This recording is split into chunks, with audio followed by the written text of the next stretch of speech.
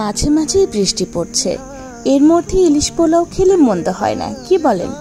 যেই ভাবা সেই কাজ।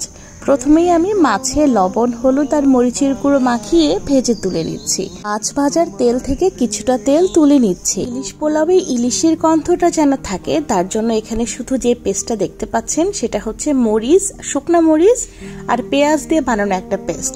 দুধ দিয়ে দিলাম। মশলাটা কষানো হলে তারপর মাছগুলো দিয়ে উল্টে পাল্টে তেল উপরে উঠে আসলেই নামিয়ে নিচ্ছি। তেলের মধ্যে 2টা এলাচ ভেজে নিয়ে আমি চাল ভেজে নিচ্ছি। 1.5 কাপ চালের জন্য 2 কাপ পানি আর 1 কাপ দুধ দিয়েছি। 1 টেবিল চামচ লবণ দিলাম, তারপর সিদ্ধ বসিয়েছি। 90% সিদ্ধ হলে আমি প্রথমে একটু গ্রেভি নিয়ে এভাবে মিশিয়ে নিলাম।